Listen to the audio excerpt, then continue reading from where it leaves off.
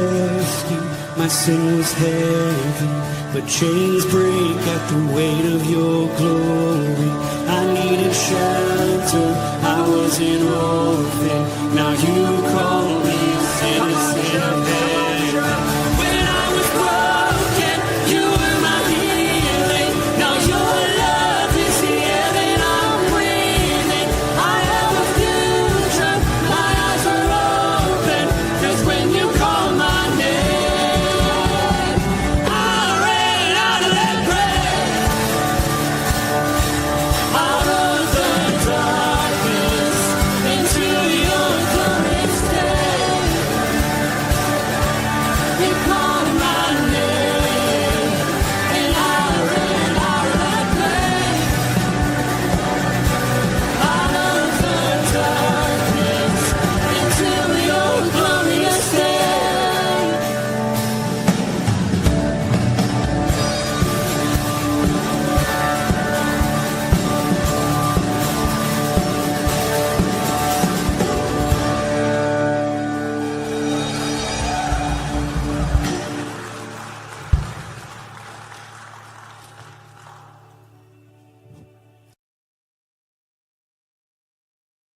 Gotta get this camera straight. Good morning, everybody. Glad to have you with me. I am live and in charge this morning. No, well, I guess I'm in charge. There's nobody else here, right? What a beautiful morning. I was out this morning and it's not like 4 degrees like it was yesterday. It's crazy cold, but it's still not great. It's still winter. I think my wife tells me at least 3 times a day it's not winter yet, and I keep saying, look outside. We have quite a few people with us this morning so far. Good start. I can see that. It's pretty crowded in here. We have my phone playing in the background. Sorry about that. Believe it or not, that's me. Good morning. And Chuck B says, good shalom, gentlemen. Zachary. I don't think we've met Zachary, but welcome. And good morning, chaps. Oh, are you British? We'll have to find out more about Zachary. Good morning, fellow brothers in arms from Ken Gooch. Chris Conley's here as well. Good morning, Chris. Bert Reggioti's here. And Brian Flaming's here. Wow, look at all those names. And John Carson. John, how you doing, buddy? Hope you're doing well. And Greg Gray's here. Good morning, Greg. I might have got over clicking there for a minute.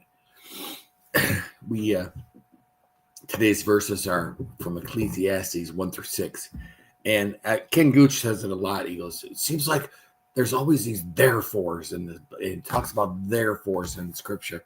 And today's verses are the reason for a therefore. They aren't the therefore. They're why there's a therefore. So it helps because Solomon sets a pretty dark theme in the beginning here. He talks about how down it talks about death and well, we won't go too far because we got to get that's part of the devotion, right? But yeah, we'll get started on it. We'll pull up Ecclesiastes. Let's see if I can do this without too much inner turmoil. All right. So, of course, I have to go here because I can't read it.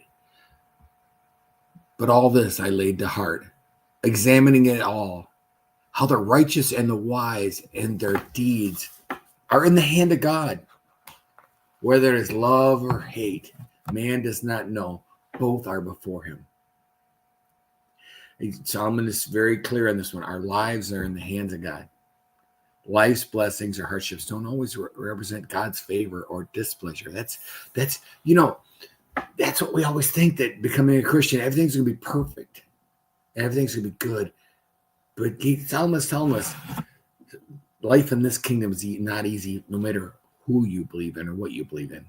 And then he goes down to verse 2. It says, it's the same for all. Oh, I guess I just said that, right? It's the same for all, since the same event happens to the righteous and the wicked, to the good and the evil, to the clean and the unclean, to him who sacrifices, to him who does not sacrifice. As the good one is, so is the sinner. And he who swears is as he who shuns an oath. Solomon's setting a scene for this. Righteousness and righteous people share the same fate. In this kingdom, death doesn't discriminate here on earth. This is an evil that is done under the sun, that the same event happens to all. Also, the hearts of the children of men are full of evil, and madness is in their hearts while they live, and they go after that they go to the dead. I'm sorry about that. Madness is in their hearts while they live, and after that they go to the dead. Nice. That's truck driver education for you, folks. All right, so he speaks of evil, all right, and I think that is the one thing that throws me some of these verses. He talks about everything as evil, and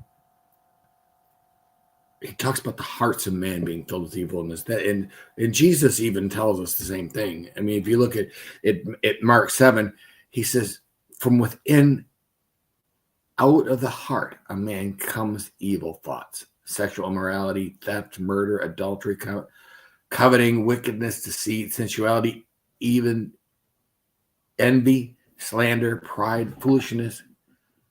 Those come from within. So Solomon is basically saying the same thing as Jesus, as far as we are in this kingdom flawed. We're not perfect. But he who is joined with the living has hope. So he's talking about something else here now, and he's talking about something outside of this kingdom. If everything ends in this kingdom, what is he talking about here? But he who is joined with all the living has hope. For a living dog is better than a dead lion. Well, in ancient times, a dog was despised, and a lion was a sign of strength or majesty.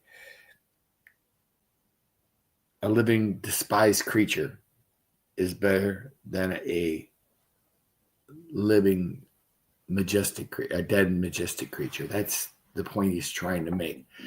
For in this kingdom we all die, but he's saying that there's some more, and there's something else.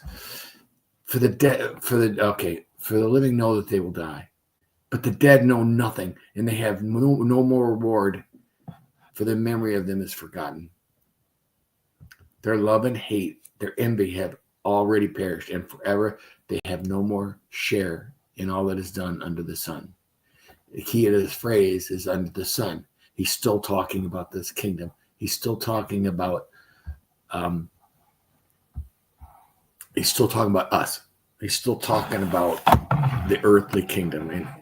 And it's funny we talk about it so much at church, and yet here Solomon's talking about it thousands of years before.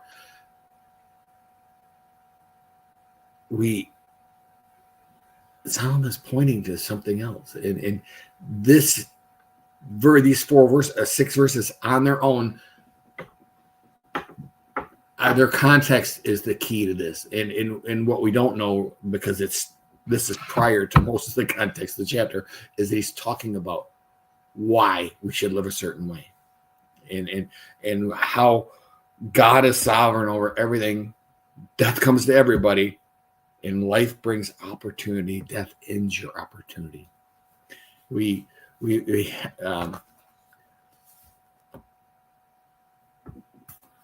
There's more to life than this kingdom, and I think that's what Solomon's is trying to say here. That's what I have for you this morning, guys. I think Zachary, you are you from Ireland? Oh, never mind. I don't want to get into an interview here. That'd be terrible, wouldn't it? But I'm fascinated. But yeah, and a new lad. Yes, you are. As far as I'm concerned, you're a new. We welcome you. You're always welcome to hang out with us. I promise it's better than this normally. Tom is far more gifted with the scriptures than me, and I just do this once a week, maybe twice sometimes. Keep you all on your toes. Let you know the contrast between good and bad. Thank you for joining me this morning. It was a joy. What did I always say? Have a firmly rooted day. And may someone see Jesus in you today. Peace.